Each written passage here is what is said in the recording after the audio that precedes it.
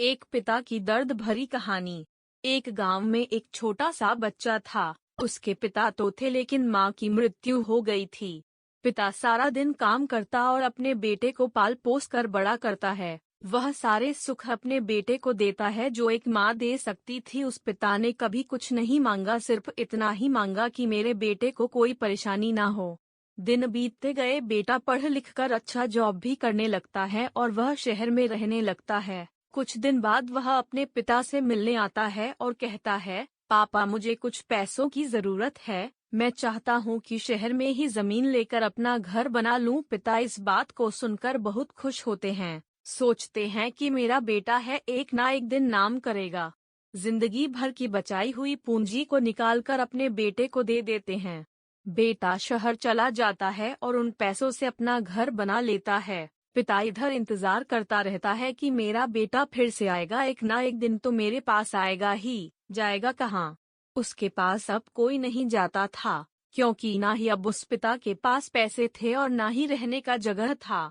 कुछ दिन बाद बेटा फिर लौटकर आता है और अपने पिता से कहता है, पापा अब आप दादाजी बनने वाले हैं। पिता को बहुत खुशी होती है। इस बात को सुनकर वह कहते हैं, तू मुझे मेरी बहू और पोता से कब मिलाएगा?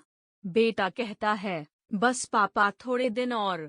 पापा मुझे कुछ पैसों की जरूरत है, क्योंकि आजकल थोड़ा जॉब में खींचबीच हो रहा है, जिसके कारण से मुझे कुछ दिन के लिए सस्पेंड कर दिया गया है।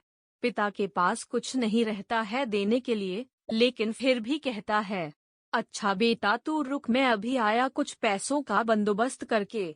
पिता बाद में महाजन से कुछ पैसे उधार लेकर अपने बेटे को दे देता है और बेटा पैसे लेकर शहर चला जाता है। बरसों गुजर जाते हैं। पिता सोचते हैं कि मैं तो अब दादाजी बन गया हूँगा। मेरा बेटा पता नहीं मेरे नाती को लेकर कब आएगा। फिर सोचने लगते हैं, समय नहीं मिलता होगा इसलिए मेरा बेटा अभी तक आया नहीं, वरना आया जरूर होता। तब तक महाजन 2-3 आदमी को लेकर उस पिता के घर पर आता है और कहता है कि आपके वादे के मुताबिक मैं पूरे 3 महीने बाद आया हूँ अपने पैसे ले जाने। पिता कहते हैं, मेरे पास पैसे नहीं है देने के लिए। महाजन कहता है, जब पैसे देने नहीं थे तो आपने मुझसे उधार क्यों लिया?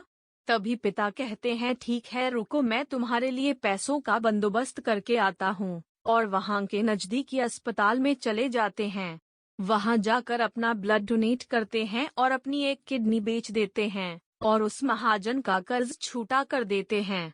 किडनी बेचने के बाद उनकी स्थिति और भी खराब हो जाती है और वह उस राह में जी रहे होते हैं कि मेरा बेटा एक दिन आएगा जरूर। इस आस में जीते जीते एक दिन पिता की मृत्यु हो जाती है, परंतु उस बेटे को अपने पिता को आग देना भी नसीब नहीं हुआ।